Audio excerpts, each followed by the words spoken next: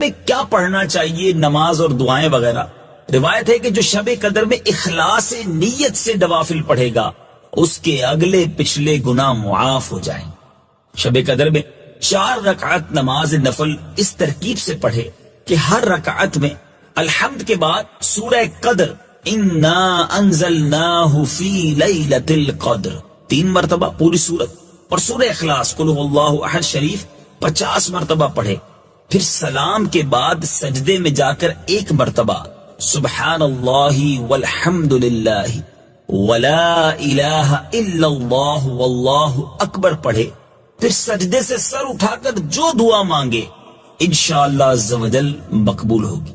1000 مہینوں سے بہتر رات، جی ہاں، اس سلسلے کے نام سے ہی آپ سمجھ گئے ہوں گے کہ آج کس رات کا تذکرہ ہونا ہے۔ سبحان اللہ، آج 27ویں رمضان کو آپ یہ مدنی چینل کا سلسلہ دیکھ رہے ہیں، اور اس رات کا ہر عاشق رسول کو، ہر مسلمان کو انتظار رہتا ہے کہ اللہ یہ رات ہم سب کو ایک بار پھر نصیب کرے۔ ہم رب کریم کا شکر ادا کرتے ہیں کہ جس نے ہمیں ایک بار پھر جیتے جی 27ویں رمضان کی مبارک رات عطا کر دی ہے۔ اس رات کے بارے میں، شب قدر کے بارے میں آج ہم نے کچھ سننا ہے۔ اس کی علامت میں یہ بھی ہے کہ وہ مبارک شب کھلی ہوئی، روشن اور بالکل صاف و شفاف ہوتی ہے، یعنی اس میں نہ زیادہ گرمی ہوتی ہے نہ زیادہ سردی ہوتی ہے، بلکہ یہ رات معتدل ہوتی ہے، موسم بالکل نارمل ہوتا ہے، اور اس میں چاند کھلا ہوا ہوتا ہے، یعنی اس میں جو ہے وہ آسمان پر زیادہ بادل نہیں ہوتے، بلکہ یاد رہے کہ اس رات میں شیاطین کو ستارے نہیں مارے جاتے۔ کبھی کبھی ہم نے دیکھا ہوگا کہ آسمان سے تارے، جس کو لوگ کہتے ہیں ٹوٹ رہے ہیں، تارے ٹوٹ کے نہیں گرتے، بلکہ فرشتے ان شیاطین کو ستارے مارتے ہیں جو شیاطین اوپر آسمان کی طرف جاتے ہیں۔ مگر شب قدر جو رات ہوگی اس رات شیاطین کو ستارے نہیں مارے جائیں گے۔ مزید نشانیوں میں یہ ہے کہ اس رات گزرنے کے بعد جو صبح آتی ہے اس میں سورج بغیر شعاؤں کے طلوع ہوتا ہے۔ جیسے 14ویں رات کا چاند ہوتا ہے نا، تو فجر کے بعد جو سورج طلوع ہوتا ہے اس کے ساتھ شعائیں نہیں ہوتی۔ اللہ عز و جل نے اس دن طلوع آفتاب کے ساتھ شیطان کو نکلنے سے روک دیا ہے۔ تو اے میرے میٹھے اسلامی بھائیوں، یہ پتہ چلا کہ رمضان کی آخری جو عشرے کی طاق راتیں ہیں ان میں سے کوئی ایک رات شب قدر ہو سکتی ہے۔ آخری رات کے بارے میں بھی نبی پاک کی حدیث میں ذکر موجود ہے، اور اس کی کچھ نشانیاں بھی ہم نے سنی۔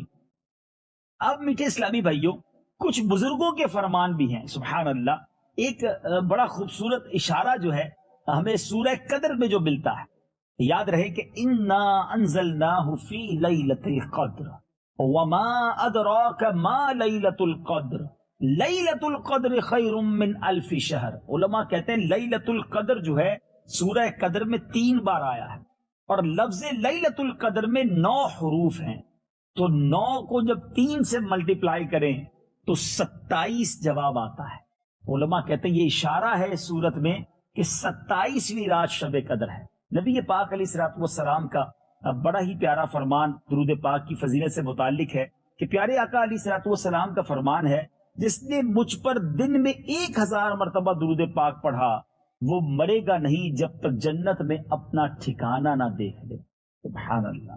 تو روزانہ کوشش کریں کہ 1000 بار درود پاک پڑھ لیں، مگر آج تو خاص طور پر وقت نکال کر 1000 مرتبہ درود پاک کا عدد پورا کر لیجئے گا۔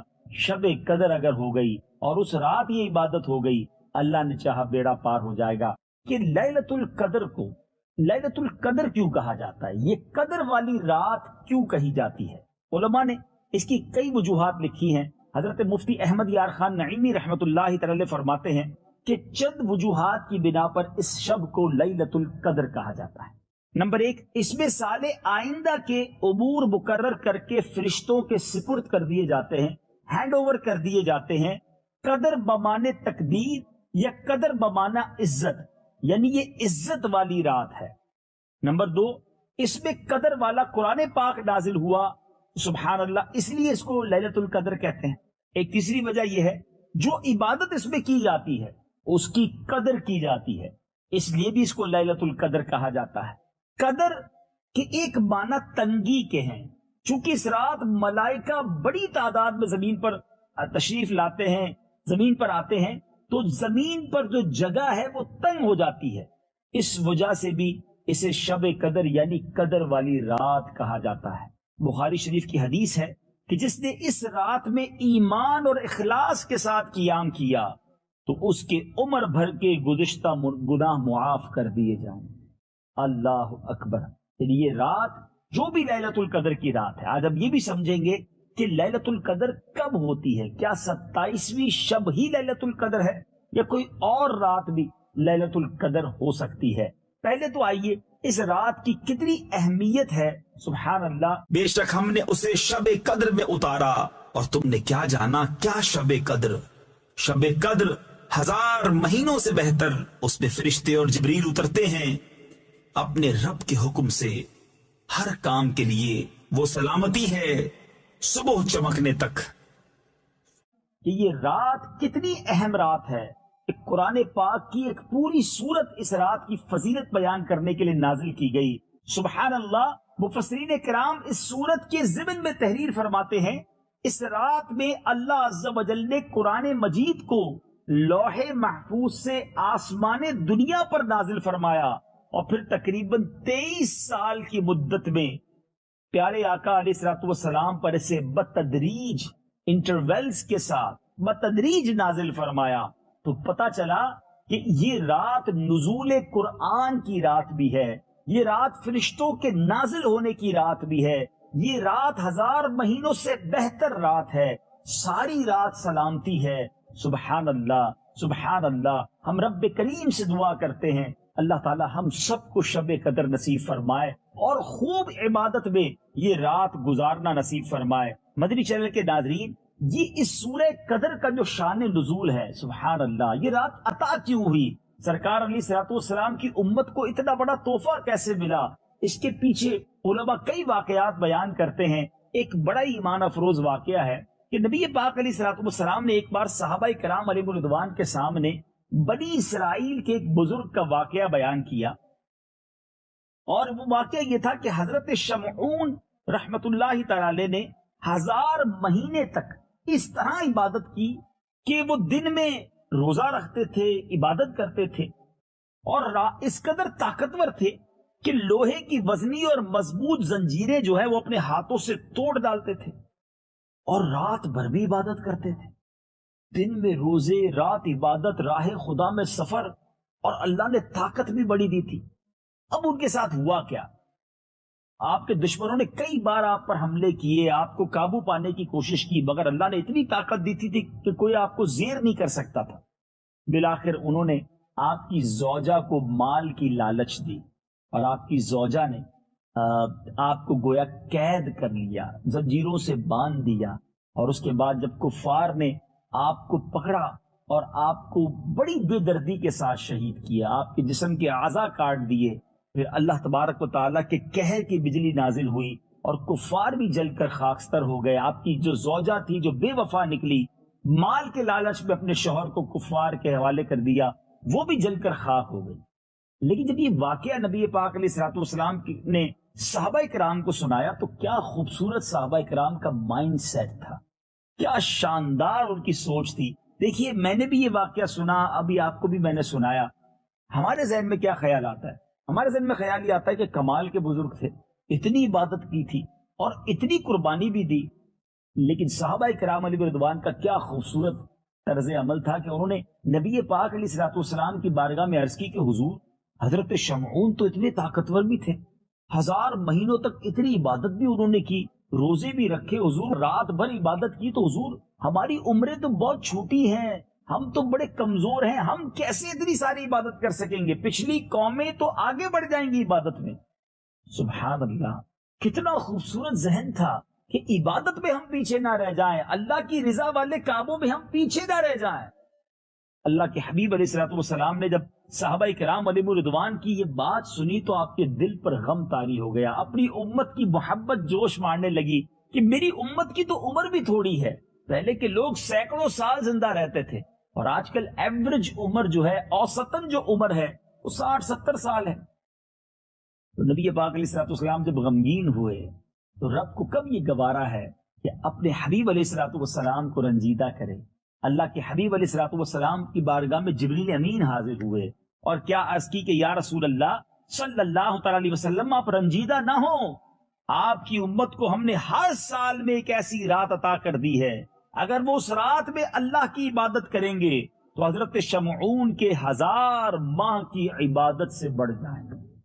اللہ اکبر، یعنی 1000 مہینے کی وہ عبادت جو حضرت شمعون رحمت اللہ تعالی نے کی تھی، کوئی شخص اس ایک رات میں عبادت کر لے تو حضرت شمعون کی 1000 ماہ کی عبادت سے زیادہ اسے ثواب عطا کیا جاتا ہے۔ کتنا کرم ہے نبی پاک علیہ الصلوۃ والسلام کی برکت سے ہم سب پر اللہ عز و جل کا ہر سال ہمیں یہ رات دی جاتی ہے۔ کاش اس رات کی قدر کرنے والے بن جائیں، اس رات ہم خوب عبادت کرنے والے بن جائیں۔ اب آئیے اس رات ہوتا کیا ہے، اس رات فرشتوں کے نزول کس طرح ہوتا ہے؟ سبحان اللہ، روایتوں میں آتا ہے، تفسیر ساوی میں ہے کہ شب قدر میں سدرۃ المنتہا کے فرشتوں کی فوج حضرت جبریل علیہ السلام کی سرداری میں زمین پر اترتی ہے، اور اس کے ساتھ 4 جھنڈے ہوتے ہیں۔ ایک جھنڈا پیارے آقا علیہ السلام کی قبر منور پر یعنی روضہ اقدس پر، ایک جھنڈا بیت المقدس کی چھت پر، ایک جھنڈا کعبہ معظمہ کی چھت پر، اور ایک جھنڈا وہ طور سینا پر لہراتے ہیں۔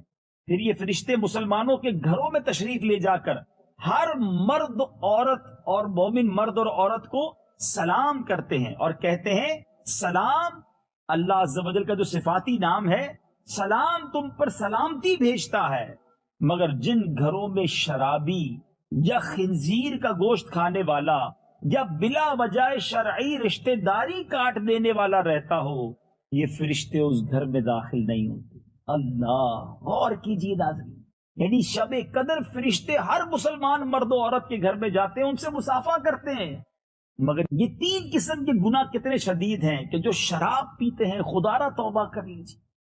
خنزیر کا گوشت کھانے والا مسلمان کیسے ہو سکتا ہے؟ اللہ نہ کرے کوئی ایسا مجھے سن رہا ہے تو وہ بھی توبہ کرے۔ اور یہ تو تیسری بات ہے، یہ تو ایسا لگتا ہے کہ ہمارے معاشرے میں بہت زیادہ پھیل چکی ہے کہ بغیر کسی وجہ کے، بغیر کسی شرعی وجہ کے رشتہ داریاں ختم کر دیتے ہیں۔ ہم نہیں جائیں گے فلاں رشتہ دار کے گھر، ہم نہیں کریں گے اپنے چاچا سے بات، انہوں نے ہمیں دعوت پہ نہیں بلایا تھا ہم بھی نہیں بلائیں گے، انہوں نے ہمیں گفٹ نہیں دیا تو ہم بھی گفٹ نہیں دیں گے، افطار پہ سب کو بلایا ہمیں نہیں بلایا، بلایا تو اچھے انداز سے کھانا نہیں کھلایا۔ اس چھوٹی وجہ پر ہم رشتہ داری کو کاٹیں گے؟ ذرا سوچئے، شب قدر جو مبارک رات ہے، اس رات بھی یہ لوگ نہیں بخشے جائیں گے۔ اللہ کرے کہ ہم سچی توبہ کر لیں اور آج رات اللہ کی رحمت کو خوب لوٹ لیں۔ تو خدا را اس رات کی قدر کیجیے اور ان گناہوں سے توبہ کر لیجیے۔ اب آئیے کچھ علامتیں، وہ کیسی علامتیں ہیں کہ جس کے ذریعے ہمیں پتہ چل سکتا ہے کہ شب قدر کون سی رات ہے۔ سبحان اللہ، حضرت سیدنا عبادہ بن ثابت رضی اللہ تعالیٰ عنہ نے پیارے آقا علیہ الصلوۃ والسلام کی خدمت میں بابرکت میں شب قدر کے بارے میں سوال کیا۔ پیارے آقا علیہ الصلوۃ والسلام نے ارشاد فرمایا، شب قدر رمضان المبارک کے آخری عشرے کی طاق راتوں میں، یعنی 21ویں، 23ویں، 25ویں، 27ویں یا 29ویں شب یا رمضان کی آخری شب میں ہے، ان میں سے کسی میں شب قدر ہے۔ تو جو کوئی ایمان کے ساتھ بنیت ثواب اس مبارک رات میں عبادت کرے تو اس کے گزشتہ تمام گناہ بخش دیے جاتے ہیں۔ اور کچھ بزرگوں کے زبردست تجربات بھی ہیں۔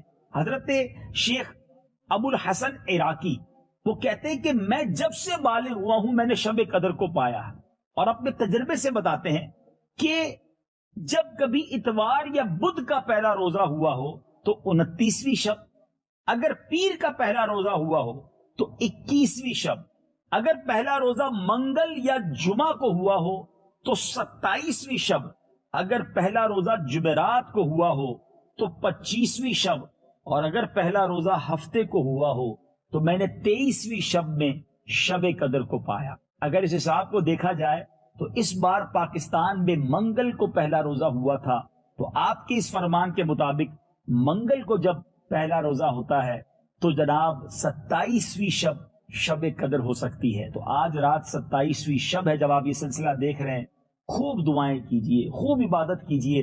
بڑا اچھا طریقہ شب قدر کو پانے کا سنت اعتکاف ہے۔ خوش نصیب ہے وہ لوگ جو 10 دن کا اعتکاف کرتے ہیں۔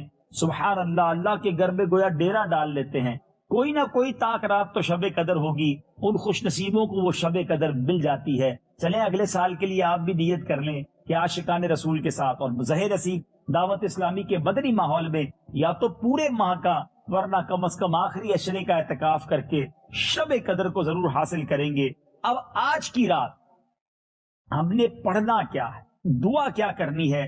نبی پاک علیہ الصلوۃ والسلام ارشاد فرماتے ہیں کہ پیارے آقا علیہ الصلوۃ والسلام سے حضرت عائشہ صدیقہ رضی اللہ تعالیٰ عنہ نے عرض کی کہ حضور اگر میں شب قدر کو پالوں تو کیا پڑھوں؟ تو پیارے آقا علیہ الصلوۃ